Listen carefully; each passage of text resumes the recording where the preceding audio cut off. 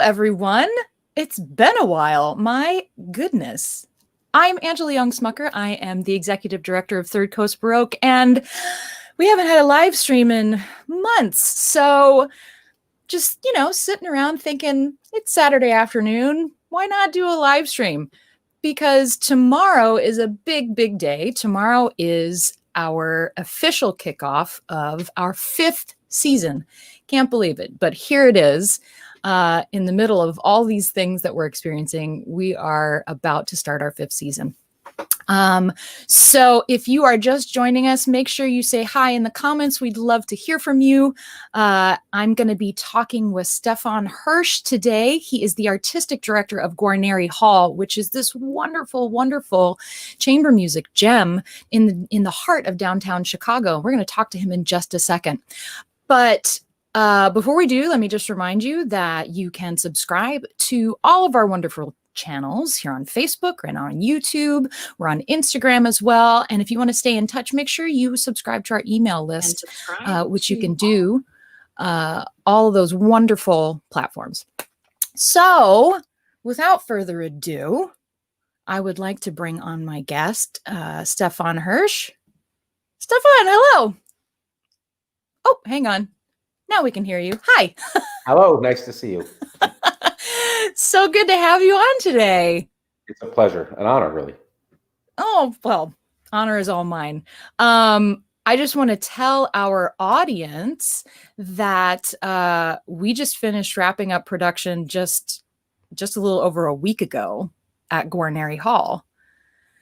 And we're now deeply embroiled in finishing post-production. Indeed, it's gonna make it under the wire. We got a really fast turnaround, but it's gonna be something special. We'll talk about that in a little bit. But before we get into that, first of all, let's say hi to John Sagos, our board president. Hey, John, good to see you. Nice to see you there, John. So before we talk about Guarneri, I want to learn a little bit more about you, and so I've asked this of a lot of guests. Can you talk a little bit about your musical origin story? How did you get involved in music to begin with? Sure. I grew up in the San Francisco Bay Area. My father taught at the San Francisco Conservatory. He's still around. He's a pianist and a violist. And I ended up going to school actually at the San Francisco Conservatory. My father's parents were both string players. So it was pretty natural by the time I came along as third generation to pick up a stringed instrument as well. So I studied the violin.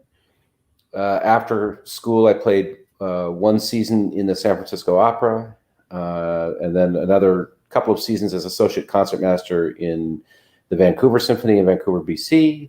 And then I had four seasons as principal second in the Minnesota Orchestra. And great 4 years. My son was born there. I had a wonderful group of years in the 90s there. And then in 1995, I was part of a quartet that was formed in residence at DePaul University here in Chicago. And so I moved to Chicago and became an associate professor at DePaul. Wow. I was there for 8 years and then wound up at Roosevelt University running string program there and string chamber music and eventually orchestra as well. And I was only, though, a full-time faculty member at Roosevelt for 1 year before I decided I was going to ratchet down to adjunct to pursue other things. But I continued, and my affiliation with Roosevelt continues to this day, although now it's in a much lesser capacity, partly because of Guarneri Hall and what we've started there. Yeah, I mean, it sounds like you kept yourself pretty busy. Oh, yeah. I mean, along the way, I've also been in the profit sector, with a business for most of my adult life. So it's the joke is always, how to describe what I do, because I do so many different things. Oh, I came up with something, and feel free to use this. A multi-passionate creative. I love it. I can feel some plagiarism in my future. Fantastic. I think I lifted it from somebody too. So there you go. Awesome. Yes. Oh my gosh. And that is exactly what it's like for me. I don't do all these things because I see, some opportunity I have to seize, or it's really just curiosity. I can't stop myself from wanting to understand more, and the way to understand more is to try to do it. Oh, I feel you. I mean, I've taken a similar path, when you sort of start out and you're like, well, I'm going to be this. And then you discover along the way, oh, wait, I can do all these other things. Right. Absolutely. Yeah. And, because you started as a singer, right? And now you are a singer, but you're so many other things too. Yeah. I mean, educator, administrator, I don't know. Maybe I'll have an infomercial for the new ShamWow soon. Who knows? or the next Tony Robbins-like seminars. There you go. Got to work the side hustle. I just want to take a second. We've got a couple other friends joining us. Hi, Natalie. Natalie Kola is one of our co-founders, and she's also one of our resident sopranos as well. And we're looking forward to hearing her later on this season. Wonderful. So hi, Natalie. And Lynn Schatz, it's so good to see you. Wish we could see each other in person. But glad you're going to be joining us tomorrow for the show. Thanks for being here today. So, Stefan, I want to sort of fast forward a little bit. We just talked about your evolution as a musician, and then into education, and then Guarneri Hall sort of emerged. Can you talk about where did this idea come from and how did it come to be? Right. So initially, it goes back to 2007, late 2007. My for-profit business was being relocated from a building on State Street by the GSA. We were being displaced for construction on what was supposed to be Homeland Security that actually never happened. They just paid us money, moved us out of the building, and never built anything there. And now that building's been sold. But that was way back then. And in the move, we found a space at 30 East Adams, which at that time was the Bennett Brothers building. And that space was more square footage than we needed, but it was sort of an as-is lease where we had to take everything. And I got it in my head that, there was a core section of that building that we could do something different with. And my idea was to make a large-ish audio video studio in which to produce material that could be displayed on the web. So, but it was primitive by what we're thinking now, because of course, back in 2007, 2008, it was really new, that idea. And most people didn't have enough bandwidth for it. And in fact, the video components of it that we were designing in were designed as a future expansion capability more than anything else. And the first project in the 30 East Adams building ended up getting messed up technically. It's a very hard thing to build what we're trying to build, and I didn't know how to build it.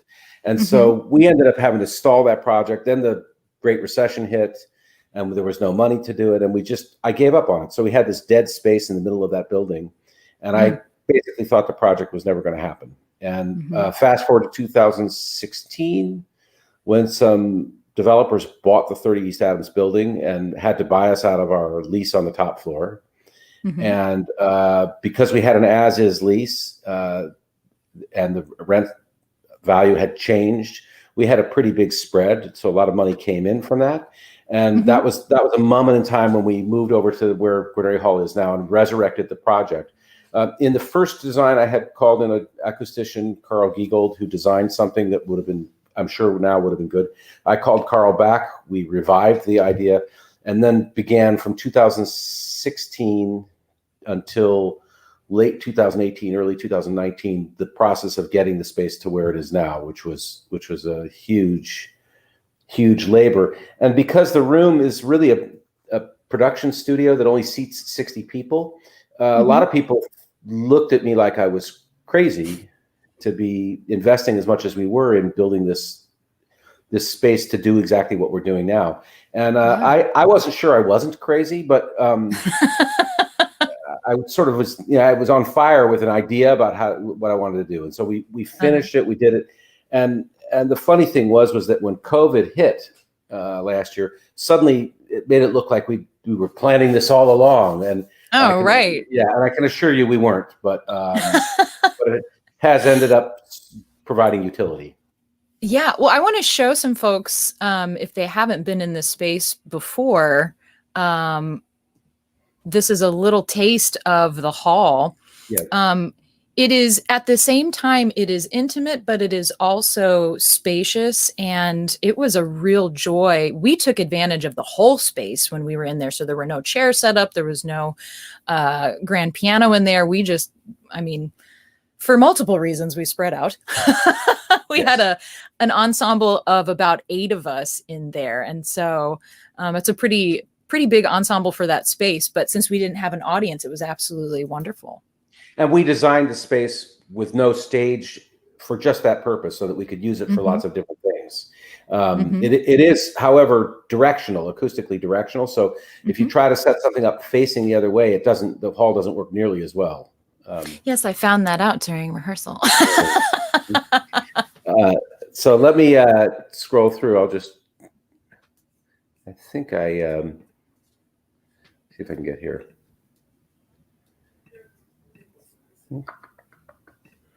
So. All right, great. So there's I don't know if this is coming up yet. Yeah. There's a shot. This is actually my son, who's a cellist.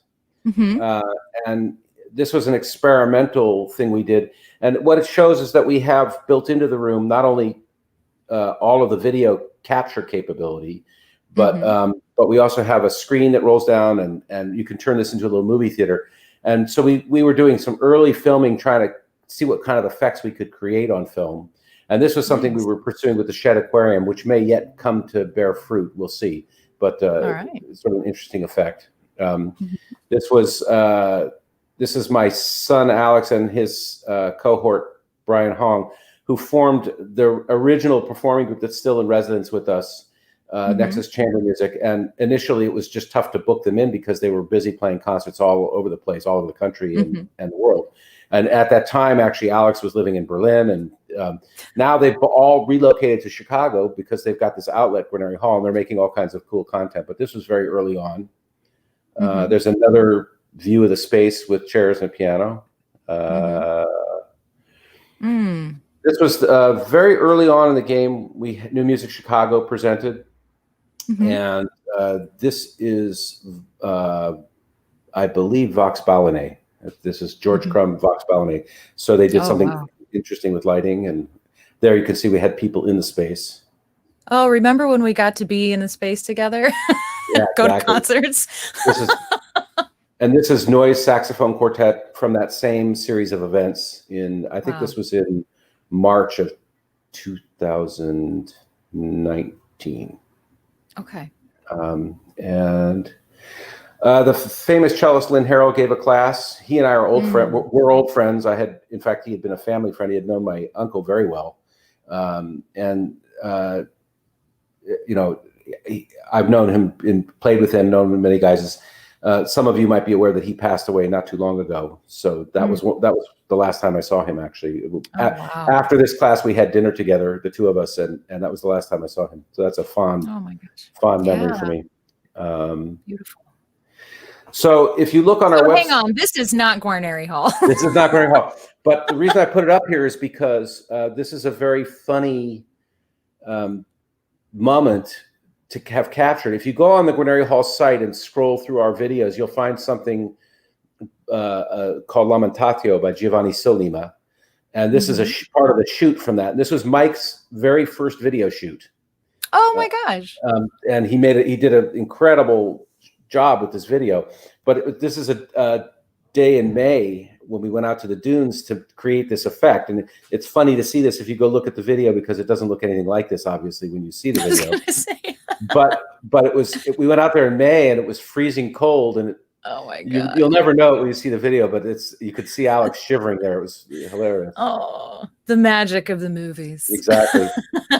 Oh, wow. So this is a moment during construction hell, because it really was construction hell.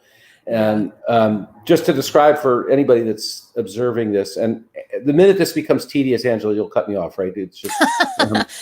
But I'm totally fascinated. Right. Okay. So if anybody's addicted to HGTV like me, here we go. Yeah. So we're not smashing walls; we're putting them up. Yeah. So you can see all the structural elements above the space, and here's how it works for sound isolation. If you want to eliminate sound, you have to eliminate vibration, and the way you do it is you hang structure off the ceiling on springs, and the springs and it's calculated, the load is calculated to pull the springs to a midpoint in there. So that is how you keep the weight on the springs and off of the either end of the springs, and so you have to calculate it so that when those surfaces are loaded, it pulls down to that place. The entire perimeter is separated with a 1-inch gap. There's 2 walls separated with a 1-inch gap. And all of the flooring is supported on vibration absorbing neoprene. And I want to point out, for people who haven't been in this area or haven't been to Chicago before, this building is like less than half a block from the L train. And I've been in buildings right next to the L where you hear that train. Yeah. Oh yeah. And when we were in Guarneri Hall, you didn't hear anything outside of that space. It's just unbelievable. I mean, you can't.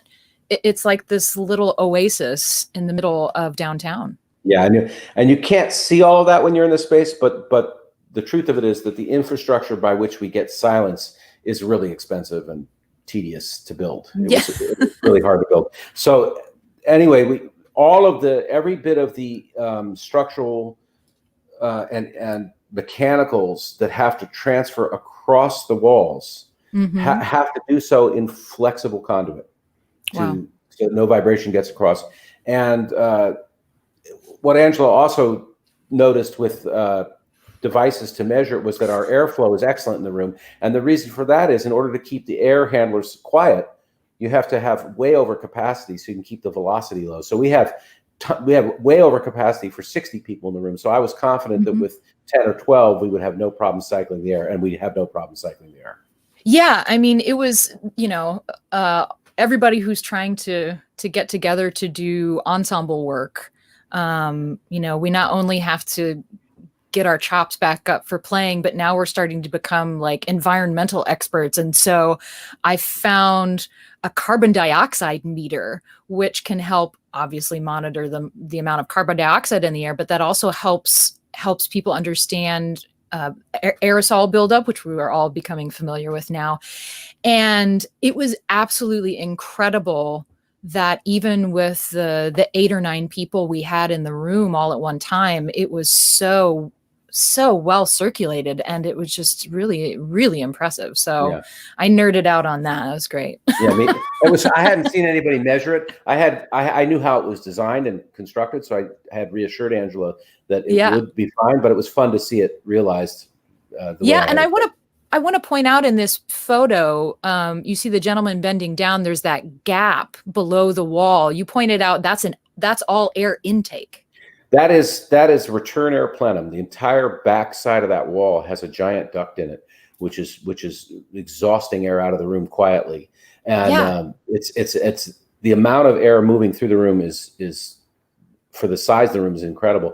Another thing you can't necessarily tell here, but I'll mention to people who are watching, there are no parallel surfaces within the room, and that's an acoustic engineering feature. So that wall where the guy's bending down is actually canted, with the top of it a little more open than the bottom of it.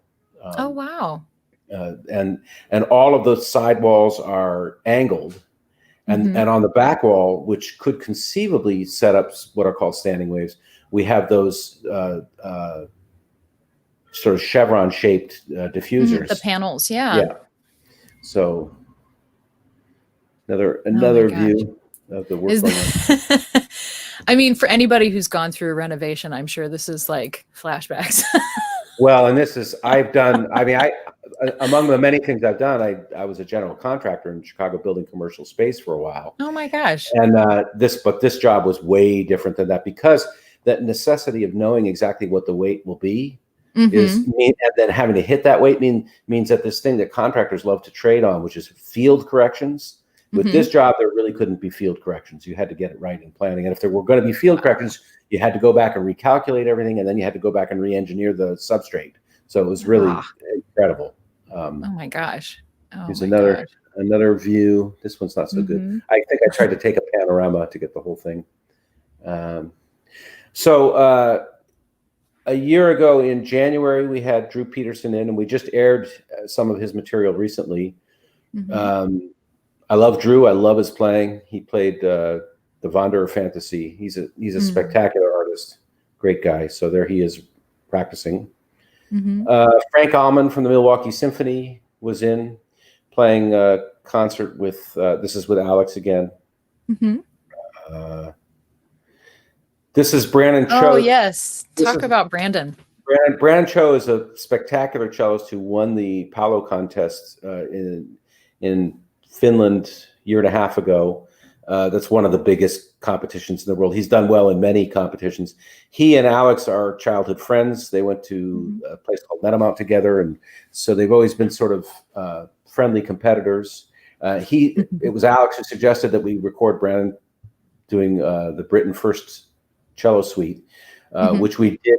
It was forestalled because of COVID, and then we rescheduled for August, and it turned out spectacularly well. We don't yet have sync rights to display that. We've shown it a couple times, but we need sync rights to put that up more permanently, which we will have soon. But the video is, I think, the best thing we've done. It's great playing. This was filmed in a studio on the West Side, but the audio track is all captured in Guarneri Hall. And, right. So excellent. Here's another part of that video.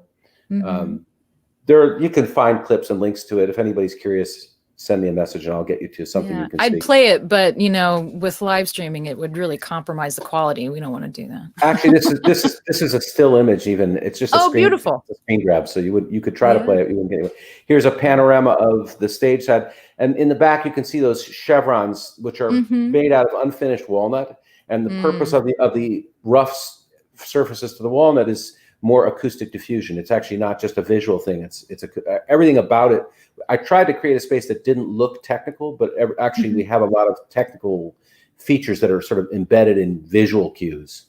Here's the principal cellist of the Vienna Philharmonic, Tamas Varga, giving a class in early 2019.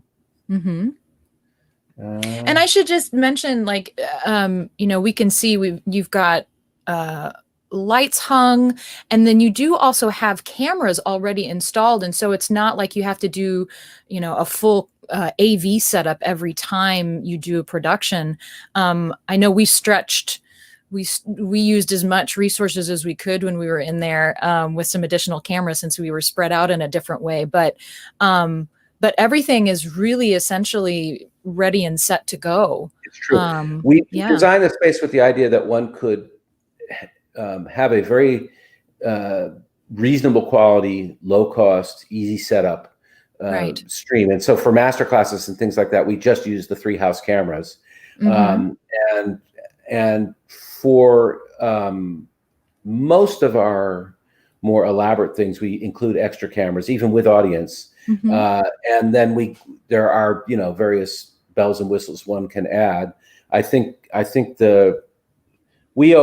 Mike Grittani, the videographer, and myself, we always like to add as many of the bells and whistles as we can, because we love to pursue the highest quality.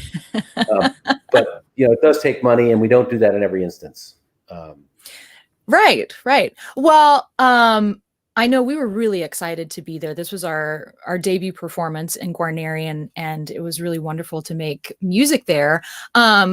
We do have a question. John Sagos was curious, how was it to work with a Baroque ensemble like Third Coast in this space for you and your team? Well, so Angela knows this, and I'll tell you guys, it had been from the start an ambition of mine to have period performance in there.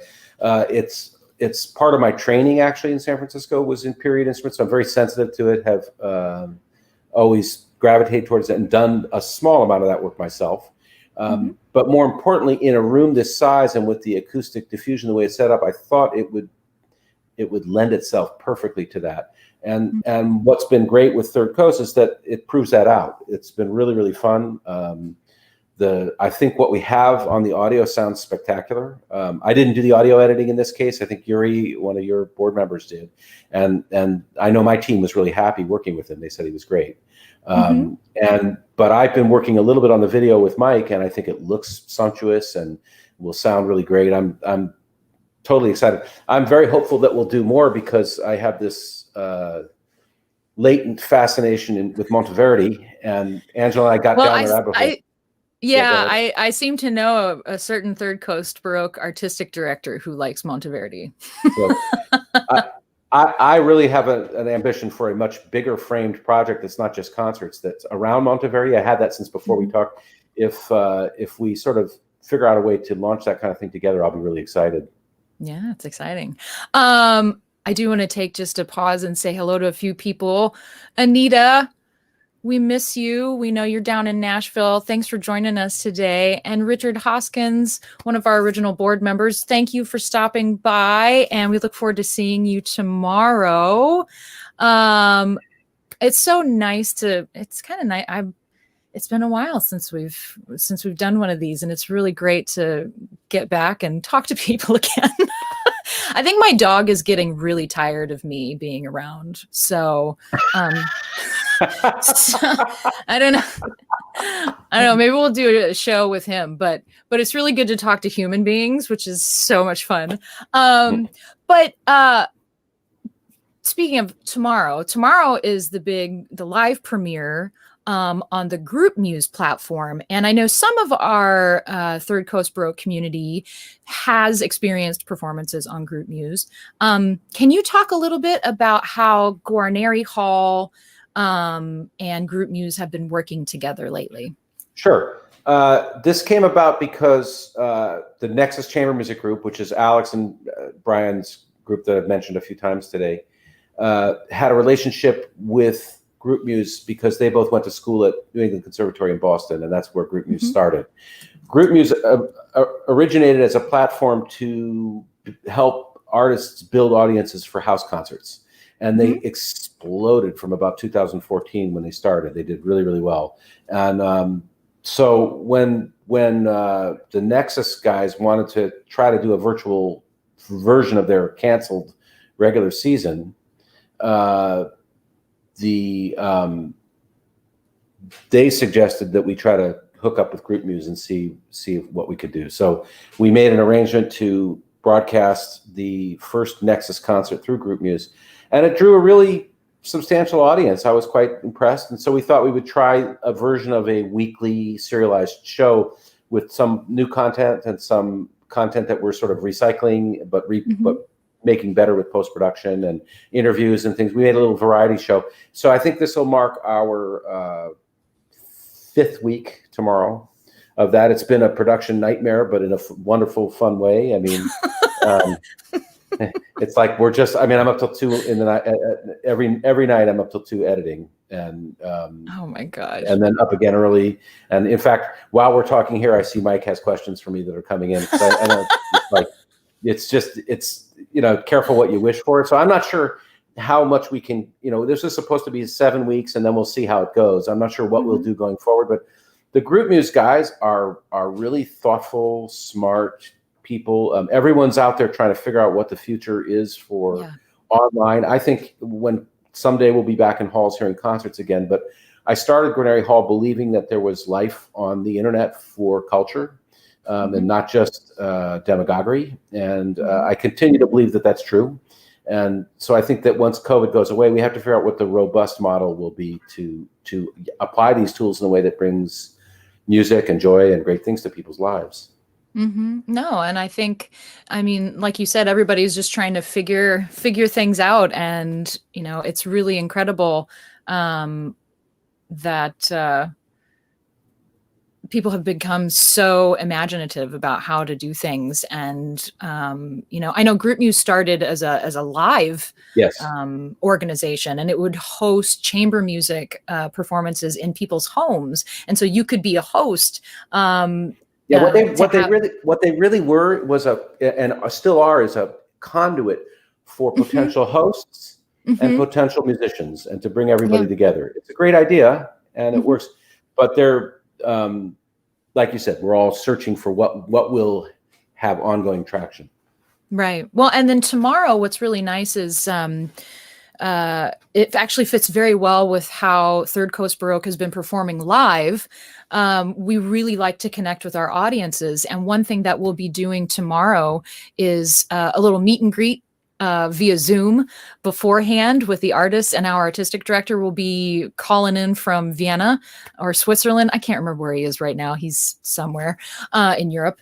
And then we will present the production in its entirety. And then we get to have a post-concert conversation together with our audience and our artist all together. So it really is, it really is helping to facilitate connection and community, just like we've been trying to do in live performances. And so it's nice to see not only organizations adapting, but also our audiences adapting to this new model as well. I mean, we've been asking our audiences to do so many things. Yes. They're in this little box, experiencing so many different kinds of performance, and the fact that everybody is really making the effort to seek it out and support these artists and support organizations who are presenting programming now as best as we can. It's really an incredible effort when you stop to think about it. Richard, that's a nice sentiment you added into the chat. It's true that people are listening. More people, you have more exposure and more reach this way, and that honestly was part of what I conceived of with Guarneri Hall in the first place, was that if we wanted to give access to music to people where they don't necessarily have it, this was the medium by which to do it. And so Guarneri Hall as an organization was sort of conceived of as an access point for people that cut across demographic boundaries and geographic boundaries, and it's working. We have sort of weird pockets of followings now. It's a new organization, obviously, but we are seeing people dial into our content we have a little Latin American following. Every time a national from there plays, or from anywhere else, and suddenly, so we had a little surge of interest from Taiwan, and then now looks like we're going to start some kind of a thing in the Chinese market with a partner over there. So excellent. It's a chance, and my idea is that we can level the playing field and give people the tools by which to decode this stuff so that they can enjoy it and make it part of their lives. Absolutely. Well, you have a really incredible team that's helping you out. It was a real joy to sort of combine our production teams for this project. You had mentioned before our board member, Yuri Lesoivanov. He's also been our resident audio engineer since we started in 2016. And he was our producer on this project and sat in the booth alongside Chris Willis and Mike Grattani, who was the videographer. So can you just briefly, how did you get hooked up with all these guys? Well, so yeah, it's a great question, and it's so that in the first place, I actually met our acoustician through Chris Willis, our audio engineer, and Chris I had known for almost my entire time in Chicago. Have made many CDs with him before, as on the other side of the microphone as a player, and but I had used him for projects and really admired his work. And when I first sought to do something like Guarneri Hall, I consulted with Chris about what to do, and he was the one who put me in touch with Carl, and then that project had to get forestalled for when we actually built the space that we're in. And so right away, once I had Chris in doing the audio, we had we had some experiments early on, that not with him, but just kind of different people, and we were trying to figure out how to use the tools. But once I got Chris in there, we got moving a very good direction with audio. I struggled initially with video. I knew we wanted to do it, and we had the tools built in, some of them, but we didn't really have anybody who had super expertise with that. Mm-hmm. And Mike Grittani is actually trained as a cellist. He was a student in one of my programs at Roosevelt, which is how I had known him. Mm-hmm. And he had been pursuing, after graduate school, some work as a photographer, which interested him. I knew a little bit that he had done that, not much. But he cold called me after a few years I hadn't talked to him and asked if I needed anybody to do still photography. And so I had him in. I said, let's talk about it, Mike. I wasn't really thinking about that. And so when I got him there, we talked. I said, what I'm really trying to do here is video, and I haven't found anybody that can really do it.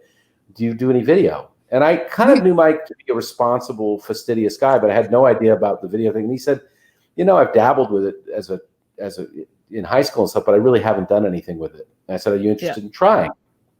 And he said, yeah, I'd be excited to try. So his test piece for us was actually a little advertising piece that he made for us, which I think actually will roll in front of the whole show tomorrow. It's 15 seconds. It was beautiful. He did a beautiful little ad for us for my for-profit business. And then from that, I said, do you want to try a bigger project? And that scene the picture I showed of us on the beach was the result of that. And he made this fairly extensive and tricky, what we know now is a tricky video to capture. We weren't even sure. We were just making it up. Yeah. But we storyboarded it carefully, talked about how we wanted it to look and feel. And we hit the ground running from that. We haven't really looked back. We just keep making stuff. He's getting hired all over the world by people. I mean, he has, the Music at Menlo people in California hiring him. He's got people in Philadelphia hiring. It's all because of the video we started. And honestly, part of the Guarneri Hall mission has been to lift up and comers like that. And so to me, I consider it a huge success. I know someday we're going to lose Mike because he's going to get hired in a way that we can't keep him. And I'll be very proud and sad when that happens. Oh, that's a bittersweet thought. Yes, indeed. Oh my gosh. Well, we just have a few minutes left. Anything you want to say about tomorrow, what the audience can expect, what your thoughts about the production? Well, I'll say this as someone who now has produced quite a lot of material in Guarneri Hall.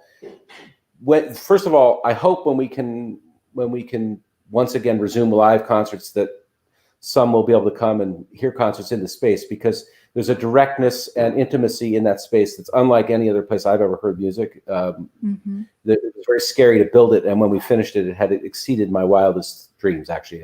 I love the space to listen to music because you're so engaged, because it's so immediate.